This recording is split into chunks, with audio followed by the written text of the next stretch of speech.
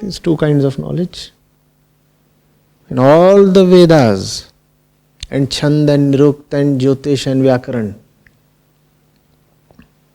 they form part of lower knowledge, which is avidya or aparavidya. Then there is vidya or paravidya.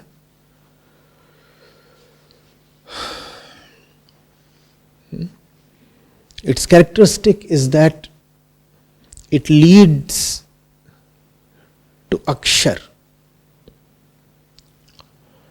that which is indestructible.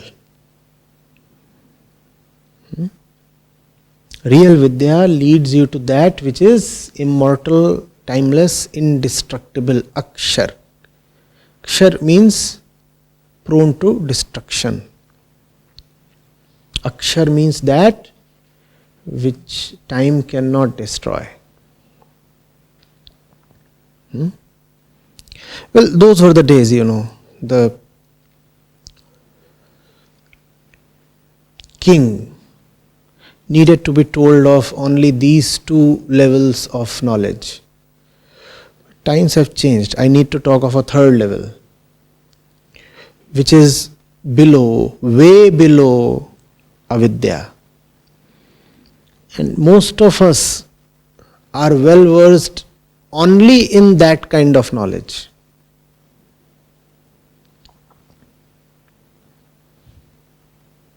That is the knowledge that fills up the common mind. That is the knowledge that constitutes 99% of all that we know. Look at the contents of your mind.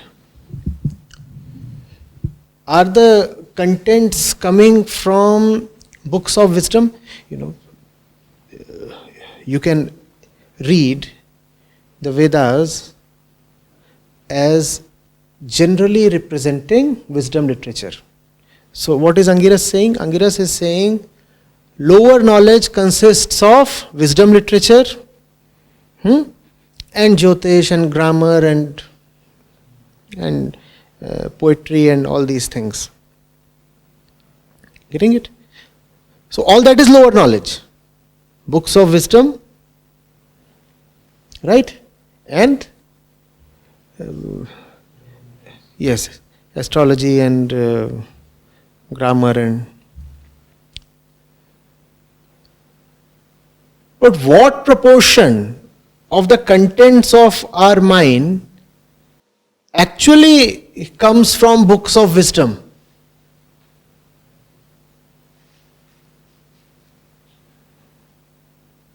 And as far as Vidya is concerned, it is in no way content of the mind.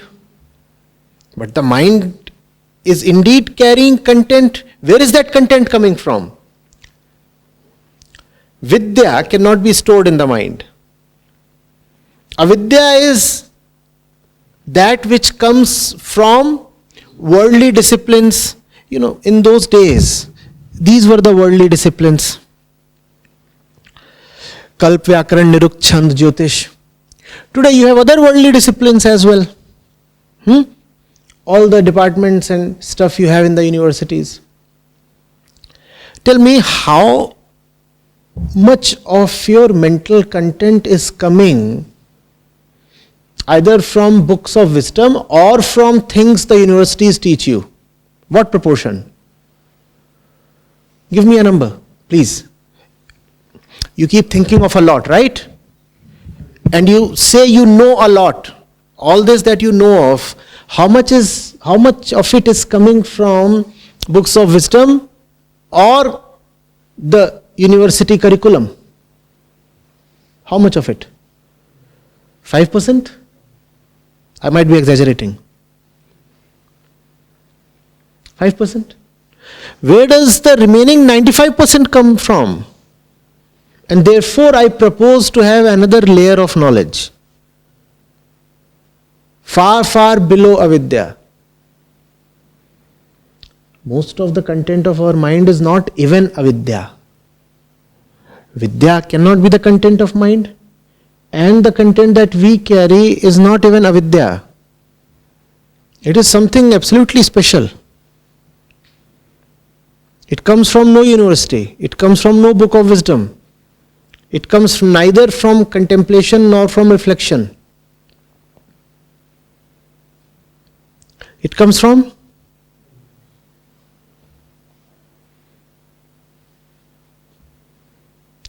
you bet. It comes from the worst place possible. It comes from gossip. It comes from the TV screen. It comes from the movies. It comes from all that we put into our head in the name of entertainment and culture.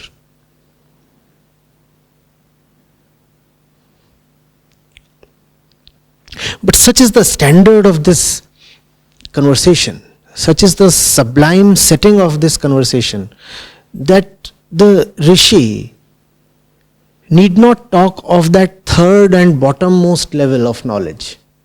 He is referring to only the two higher levels, because he is talking to a very worthy candidate.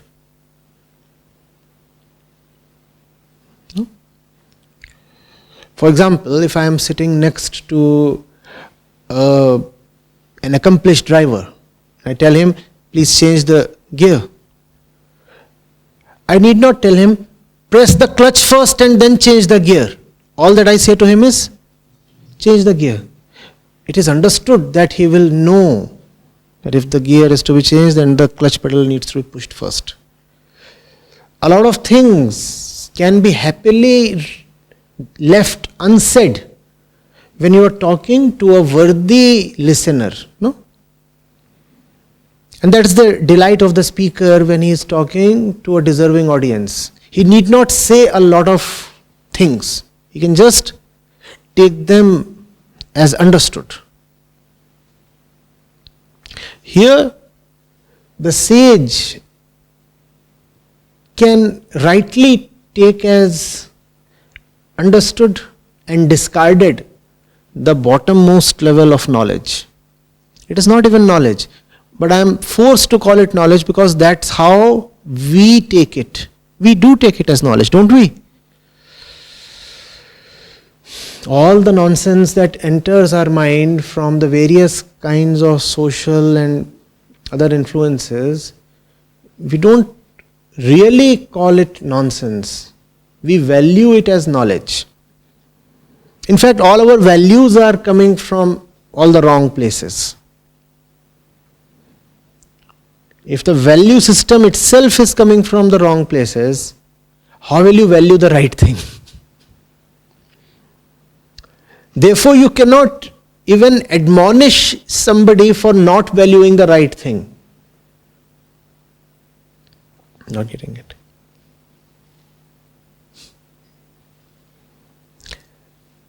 If somebody's eyesight itself is weak, do you chide him for not walking straight? Huh?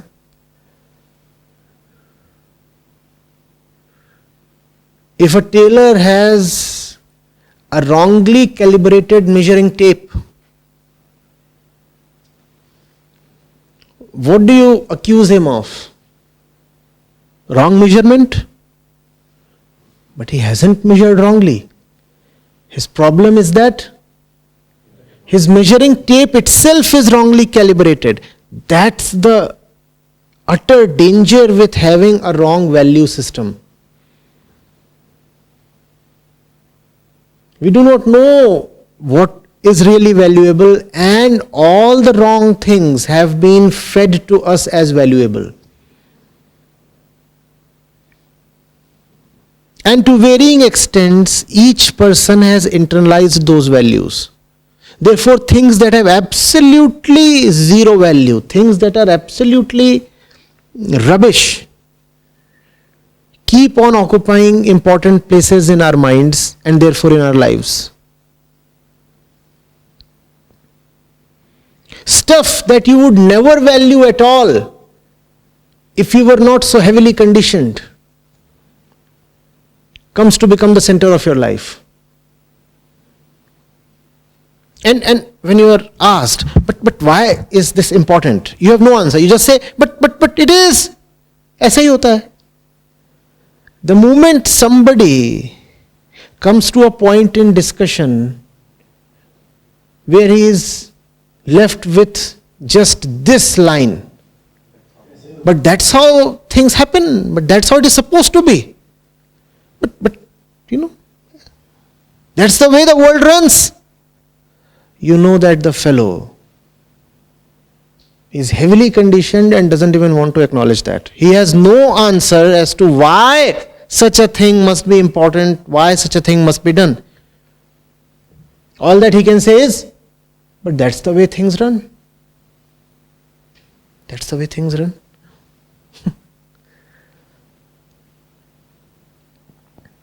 We belong to that level.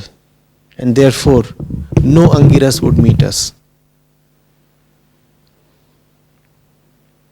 An Angiras meets only someone who, first of all, is worthy of being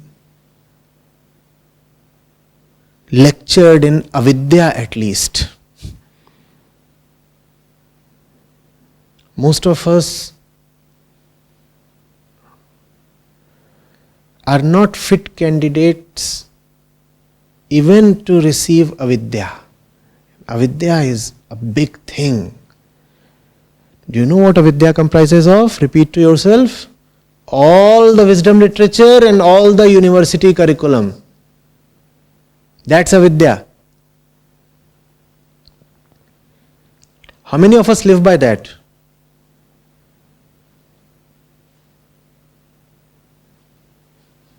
We don't. We live neither by science, nor by mathematics, nor by the literature we read in our school and college books. And obviously we don't live by the scriptures. All these have been clubbed together into one category. What the rishis tell you and what the professors tell you has been bracketed into one, and that is avidya. And we have listened neither to the rishis nor to the professors. We have listened to radio jockeys and item song. We are forgetting, Patiale Wale Tauji. And YouTube influencers. How do we ignore them these days? These are the people who are our teachers. These are the people who sit at the driver's position in our minds.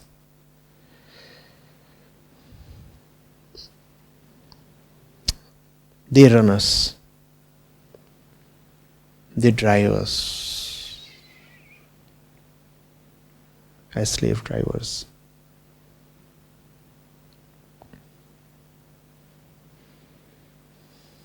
Getting it? So if and when you manage to rise above that trash, you come to avidya. Not to vidya, but to avidya.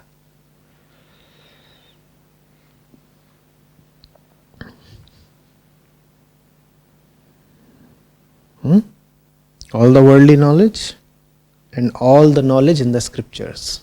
That's all avidya. And it's very, very useful. Extremely useful. Avidya is not a negation of vidya. Avidya is just the lower level of knowledge. There are two kinds of vidyas, you could say. Higher vidya, which you call as paravidya, and the lower vidya, which you call as aparavidya. In fact, aparavidya puts it more clearly than avidya. When it is said avidya, you feel as if it is the opposite of vidya. It's not the opposite of vidya. It's the lower kind of vidya. lower kind of vidya. Your socks don't oppose your caps, or do they? They complement your caps in winters, right? Your socks complement your caps, and therefore the seers go on to say you need both avidya and vidya, just as you need both socks and caps. This is lower, that is upper, but you need both. You need both. What you don't need is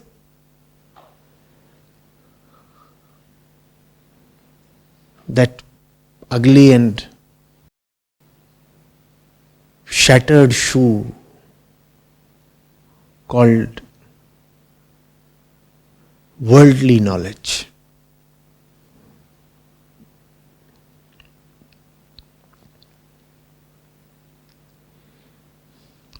Below everything.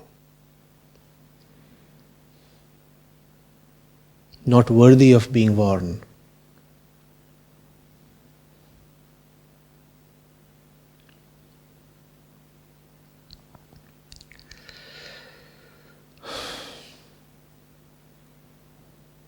Socks never hurt, shoes do. Huh? Ever heard of socks that pinch? But at least in my times you used to have shoes that had things jutting out. They were not made properly either, or they had grown too old and too used, and therefore if you wear them, you actually ran the risk of hurting your feet. Wear them and walk for long and you might actually find yourself bleeding in the feet.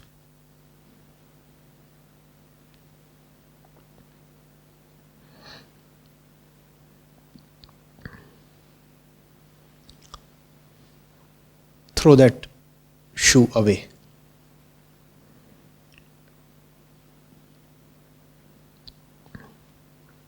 Getting it. It gives you nothing. It just makes you feel belonged to a huge mass of unworthy people. A huge mass of unworthy people linked together by their common center of knowledge. That's what makes them relate to each other. All of them have trash sitting at their mental centers, and therefore all feel a kinship to each other. Like in a railway compartment. You see how swiftly kinship grows? How does it grow?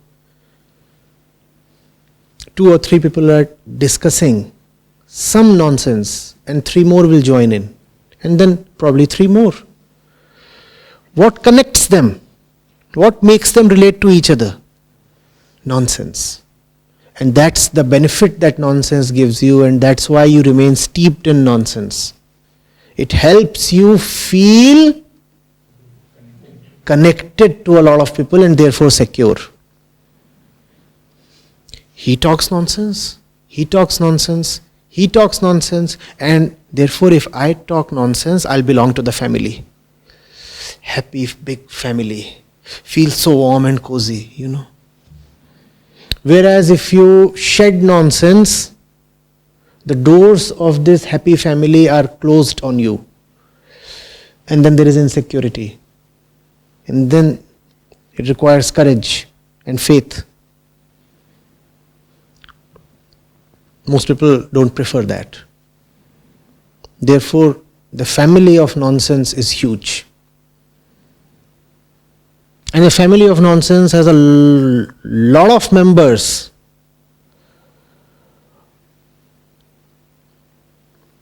Who know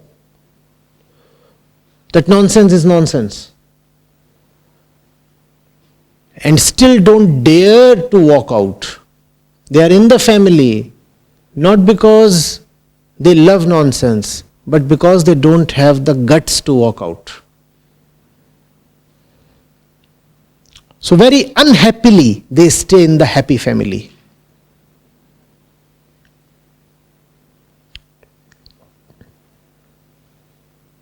They know things for what they are, at least partially. But they can't call out things by their real names. They feel the price is too steep to pay. So they say, fine, let's pretend that we too are a part of the nonsense. Let's engage in trivia just to keep others happy. And if others are kept happy, they'll not trouble us. At least they'll not throw us out of the trivia family. Are you getting it?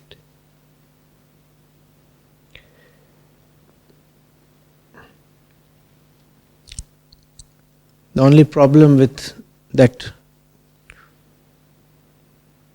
trivia mansion is that no sage, no Angiras would ever be found there. Yes, you will have hundreds of people in that mansion, but you will never have a sage. So you can either choose the comfort and security of being with and belonging to a large number of people, or you can choose truth and beauty where they lie. And they never lie within the trivia mansion.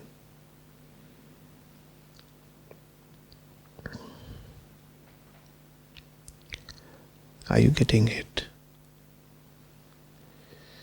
Spirituality is, in a sense, extremely elitist.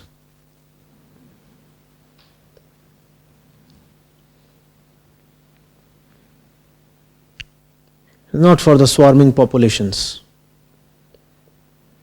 Not because spirituality refuses them, but because they refuse spirituality.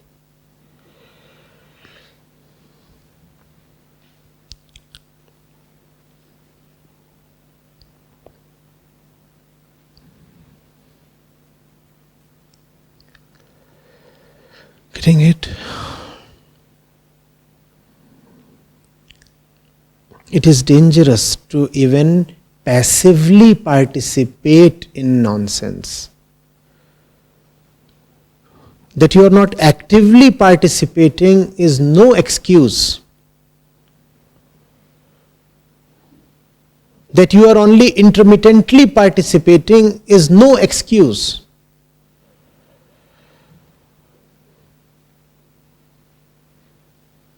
That you are just being worldly and diplomatic is no excuse.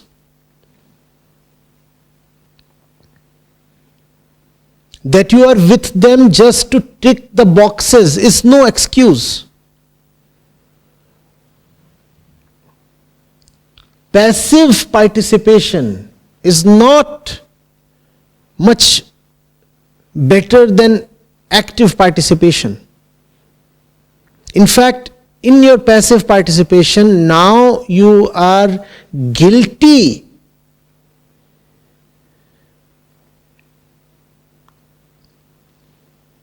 of couragelessness as well. Those who are actively participating are at least being true to their convictions. They are doing what they think is right. They think trivia is right, so they are engaging in trivia.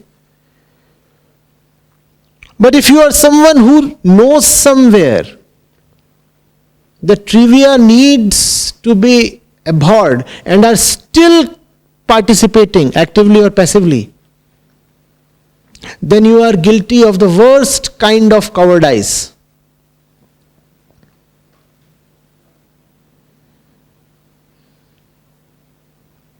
And your punishment would therefore be far sterner than that of the active participant.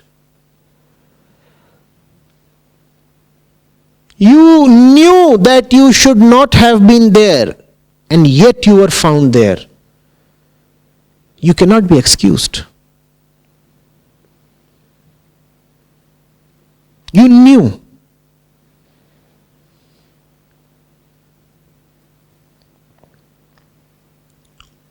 Getting it? You know, all these active participants, who sustains them? The passive ones. The silence of the passive participants sustains the ruckus and the noise and the ugly music of the active ones. The active ones would fall dead in their tracks immediately if all the indirect and passive support they receive is withdrawn.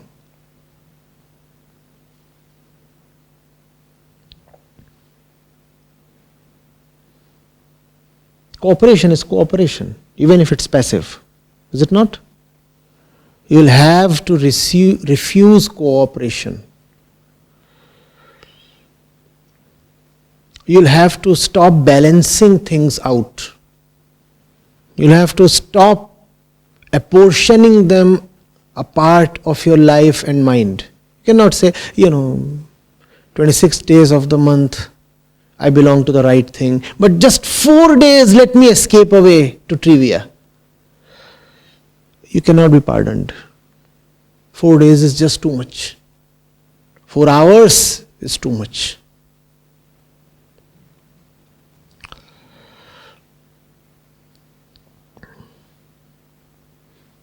There have to be absolutes in the way of the absolute, right? Isn't it obvious? Why do you call the truth absolute then? If nothing in your life is absolute, if everything is diluted and corrupted and mixed and balanced, then why do you even talk of the absolute? Shouldn't there be something non-negotiable in your life? That's called an absolute, right? There's something I can never agree to. It's an absolute. For most people, there is just nothing in life they can never agree to. Equally, there is nothing in their life they can never ever disagree to. Everything is negotiable. Everything is in a grey zone. They are amenable to anything and everything given the right conditions, the right price. Everything is for sale. There is nothing that is not at all for sale. Everything simply carries a price tag.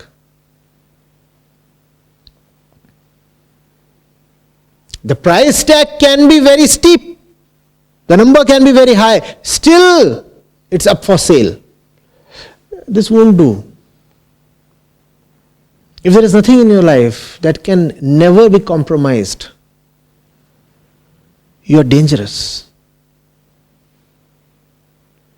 You need to be put away.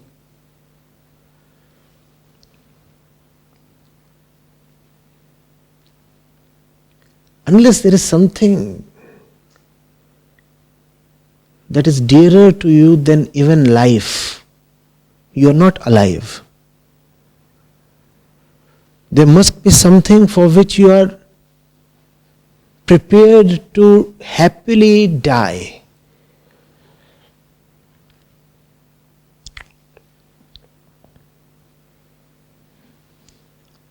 In that sense, even the misled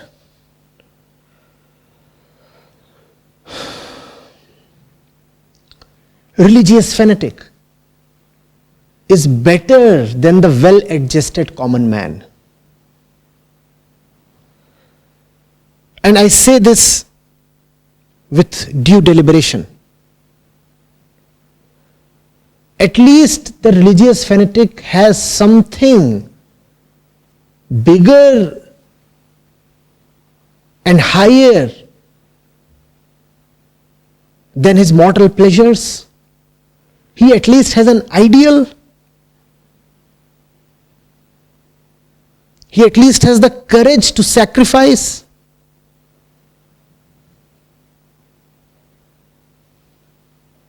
But the common man,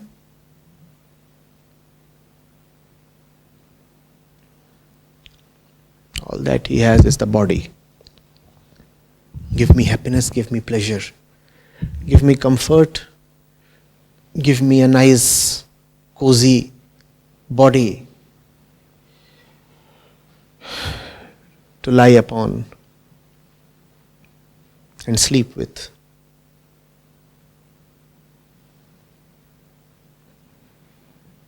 So I repeat, I am saying this with due deliberation. Even the misled religious fanatic or the misled idealist, we don't have fanatics merely in the religious domain, right? You have people ready to sacrifice their lives for various causes. I'm not endorsing them, but I'm saying even they are better than the common man.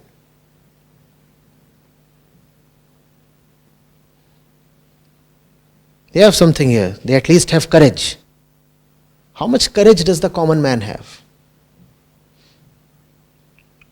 The one we call as the common man can sell anything, given the right price. What is the right price? The price that makes him salivate. The price that he thinks is too high for his standards. And his standards are not at all high. So you don't even have to offer him too high a price. Had he had really a high self-esteem, why would he be the common man in the first place? He is a common man because he values himself very lowly. So you don't even have to offer him an astronomical amount. Offer him just 500 more than his own self-evaluation. He values himself at $10,000, you offer him $10,500 and he'll come running after you. Please, please, I'm sold.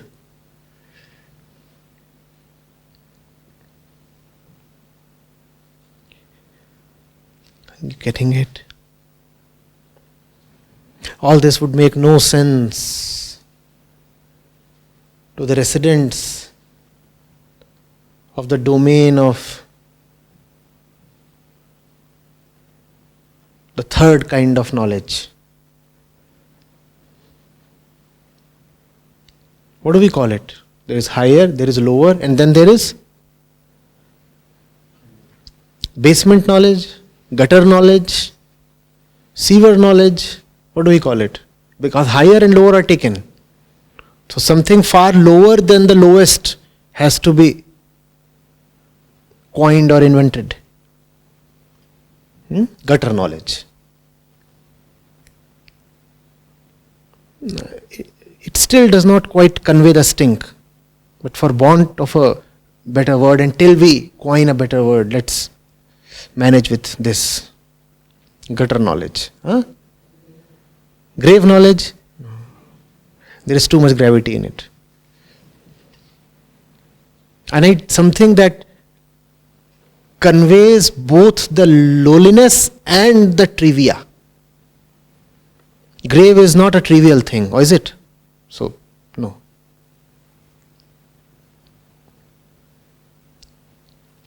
Gutter knowledge.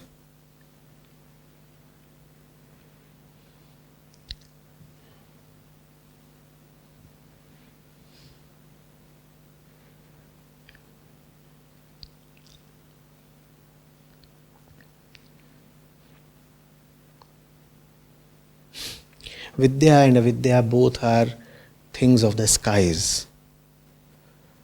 First of all, reclaim yourself from the gutter knowledge that enslaves you.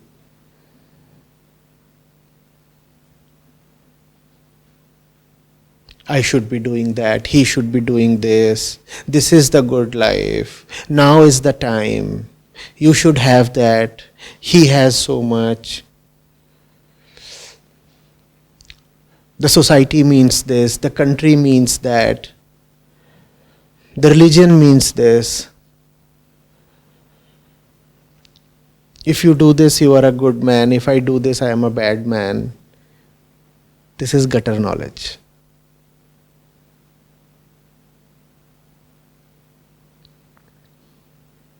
Are you getting it? To rise above gutter knowledge, use avidya.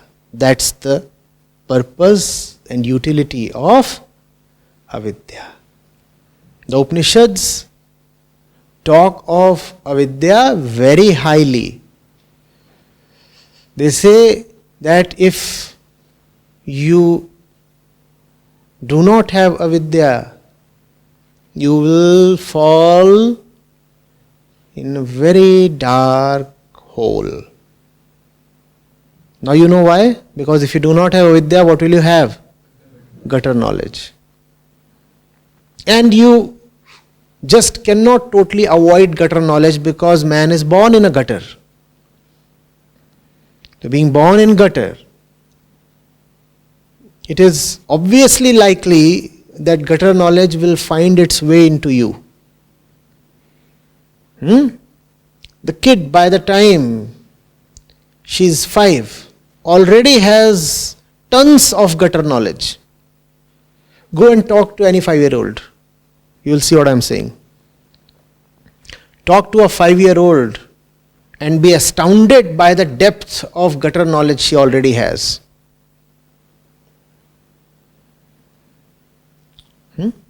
To take care of gutter knowledge, there is avidya. Avidya has two aspects.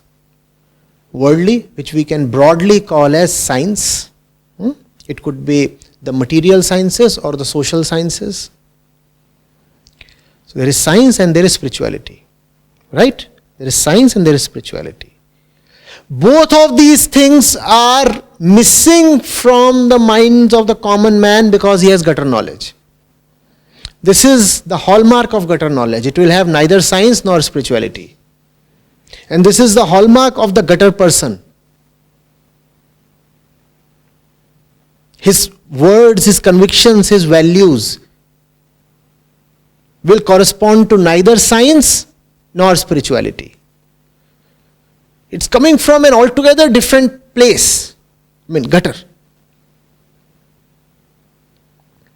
He'll talk unscientific and unspiritual stuff. Check whether his beliefs are scientific and you will find no. Check whether his words are coming from spirituality and you will find no. That's the gutter person. In fact, this gutter person seriously abhors, even hates real science and real spirituality.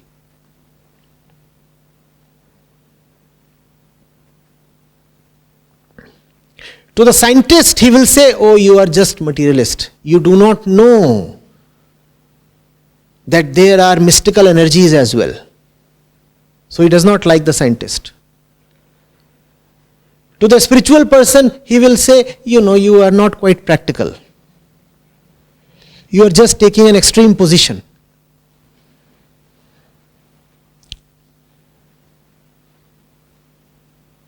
And you want to know everything. You talk too much from logic. You don't have belief.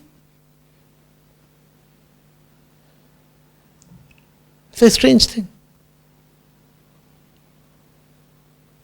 We thought science and spirituality are probably likely to quarrel with each other. No, that's not the case. You see, avidya brackets these two together. The rishi and the professor, science and spirituality, both come together under the umbrella of avidya. Science and spirituality go together. What rails against both of them is the gutter. Science and spirituality are hand in hand. The gutter is the common enemy of both. Because the gutter is the basement of mental existence. This mind that understands neither the world nor itself. It doesn't understand the world, so it hates science. It doesn't understand itself, so it dislikes spirituality. All that it likes is vague, nebulous, empty beliefs handed over by generations of foolishness. And animal-like excitement served by the media.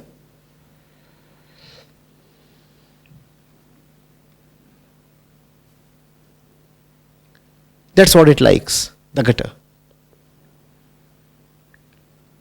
Are you getting it?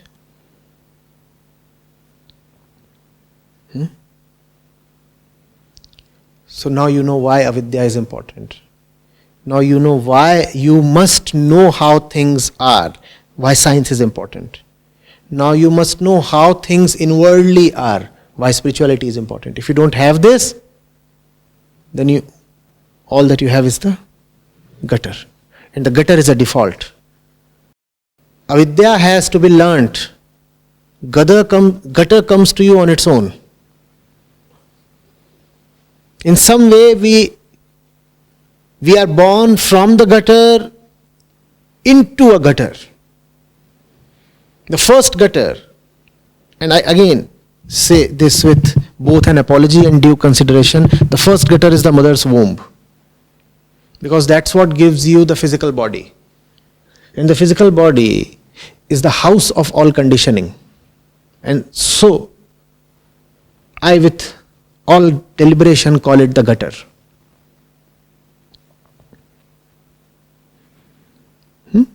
So we come from the gutter into the gutter. What do we come into? Man comes into a society. Man comes from the mother's womb into a society. We come from the gutter into a gutter. And the society loads you further with conditioning.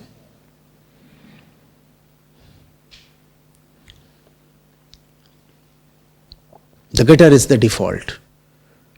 Avidya has to be learnt. You don't have to put any effort to acquire gutter knowledge. You might be illiterate, but you'll still have tremendous amount of gutter knowledge, even an illiterate person. But avidya has to be effortfully acquired. Are you getting it?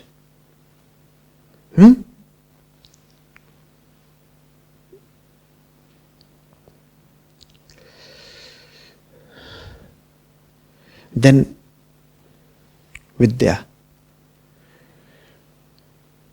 What is Vidya?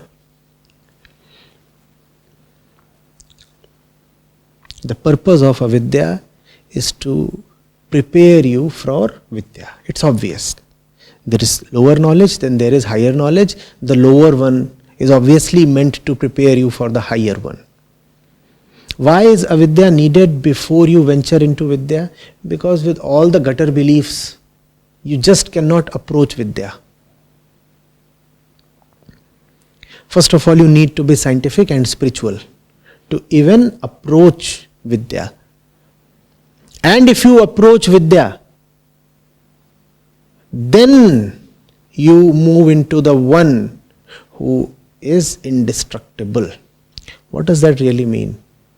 Means you get rid of yourself because you are the one who is destructible. Understand this. In the gutter dimension, you take yourself as a function of everything that is destructible. Right? What does the mother's womb tell you? You are the body. And the body is destructible.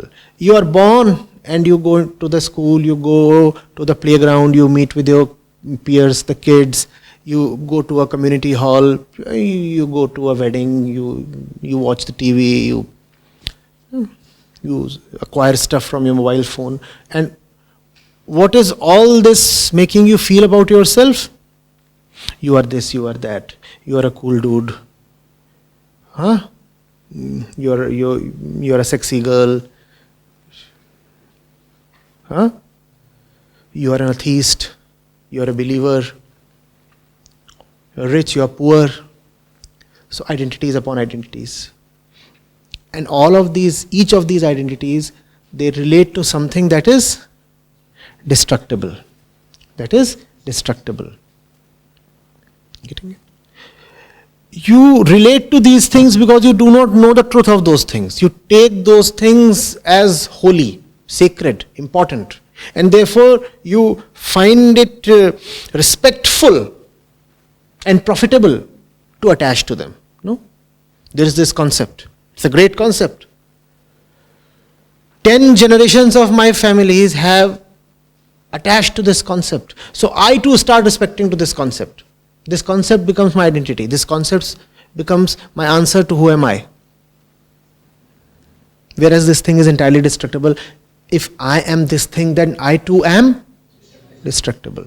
Now, this is where I stand in the gutter dimension. Then I come to avidya. Avidya tells me, but that thing is destructible. But that thing is destructible. So, I lose my attraction for that thing. The charm weans off.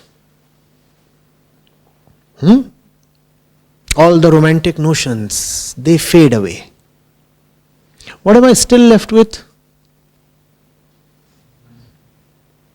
A hungry and noisy I. This I was brought up on a diet of gutter nutrients. How did it get so big? What was it consuming all the time? All the stuff from the gutter. Right? So gutter vegetables, gutter this, gutter that, all that which goes into the mental self. Now all the diet has been taken away or shown to be toxic. What does the I do now? It stands looking for something else. It has been convinced that all that you so far valued is valueless. But it has not yet been convinced that your very search for value outside of yourself is foolish. Please understand this. It has been told very clearly that you associated with this thing. Now this thing is merely superstition. So the thing is dropped. You associated with this kind of thing. This thing is merely money. So that thing drops. The association gets severed, broken. But as the result of the avidya process, what are we left with? The hungry and boisterous I still remains. It's hungry and complaining. What is it saying? All that I had from the gutter, you have taken away. Give me something more. Why does it ask for something more? Why does it ask for a replacement? Because one thing has still not been taken away. Its own self-concept, its own existence. That still remains. That still remains. Now for that, there is vidya. Look at yourself, look at yourself, look at yourself, and therefore there can be no book on vidya. Because it's very real time.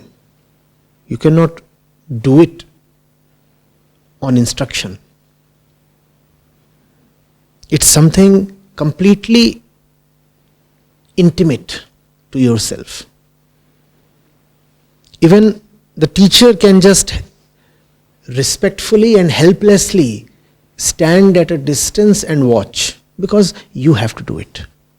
Only you have the authority to accept your non-existence. Otherwise, look at the absurd contradiction. How can the teacher convince you of your non-existence? If you are convinced, you still exist. So the teacher can just respectfully wait and watch. The teacher watches for that grand, that sacred and rare moment when the disciple says, I see, I don't exist, and falls silent for the last time. Just this much. Last words. I see, I am not. I see, I am not. And after this you don't even see, because you are not. You are not. That's Vidya. And therefore Vidya leads you into the indestructible Akshar, as the Upanishad says, because now you have nothing left to be destroyed anymore. Who, or rather what, took away all the things that the I was attached to? Avidya. And who took away the I itself? Vidya. Now all that is left is Akshar. Immortal, deathless, fearless. Neither do I have anything that the world can take away, nor do I exist at all in the world. So even the possibility that I'll ever have anything in the future to be taken away by the world does not exist. First level of total security is that I am possessionless. Who gave me that first level of security? Avidya. And the second level of absolute security is that I don't exist. How will you harm me? I am not. I see I am not. How will you harm me? Now there is total security. Now there is the absolute. Now there is fearlessness. What's there in the gutter?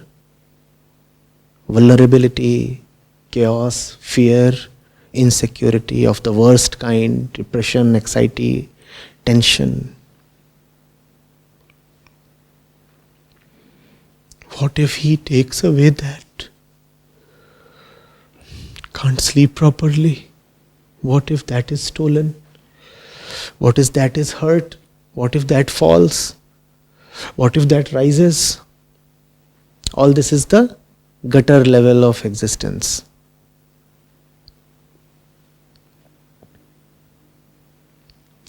Getting it?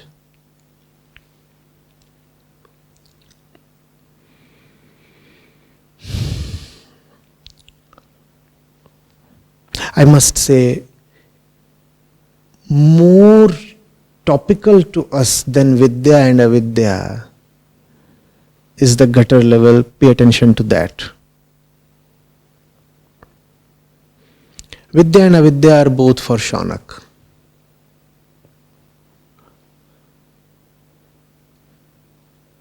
We would be better served by investigating the gutter that surrounds us.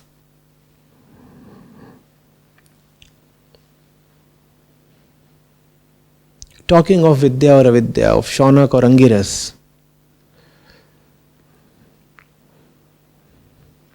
is a bit absurd. We are not very worthy candidates. Somebody would call it preposterous.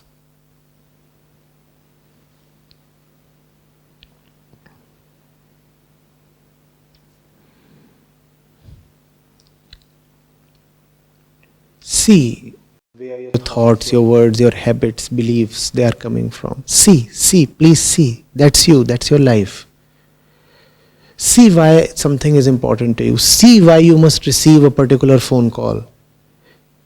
See why you must exist in a particular WhatsApp group.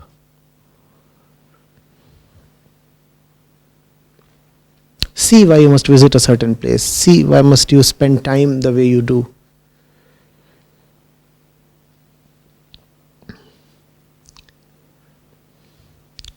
Sewage will keep flowing in if you don't block the inlets.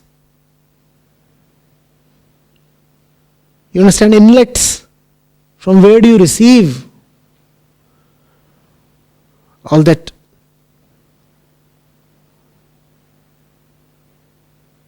sewage?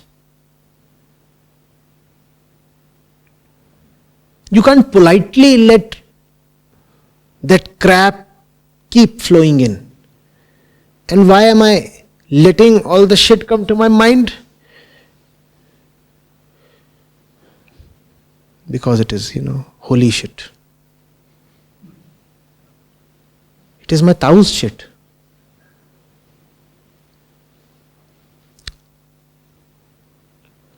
How do I be disrespectful to my Tao and tell him not to keep shitting on my face? So I'll just be a passive recipient, Tao is sitting and blabbering. Unending blabber from Tao. And what am I doing? As a cultured, respectful relative, junior relative, what am I doing?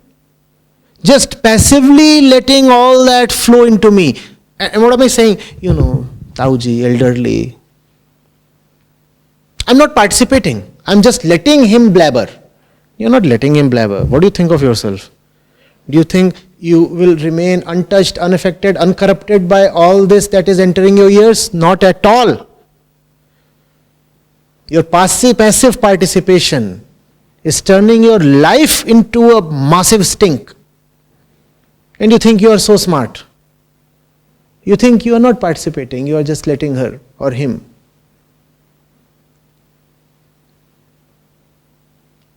Urinate into your ears.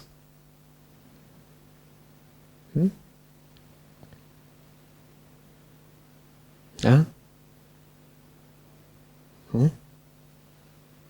That ringing phone was yours, Kagan, right? No? Somebody's. That's how they urinate right into your ears.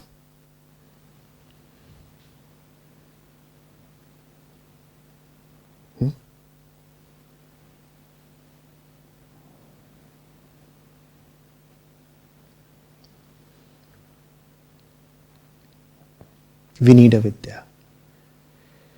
Understand the world and understand the mind.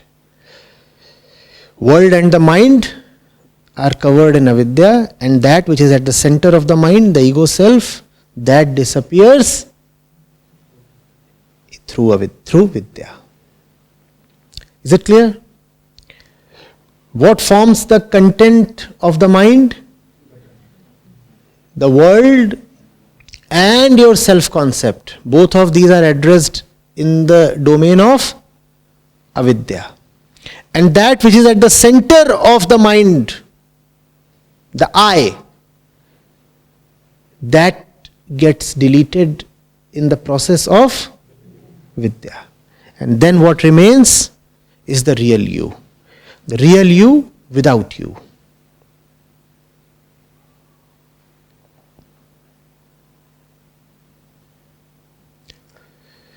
Clear?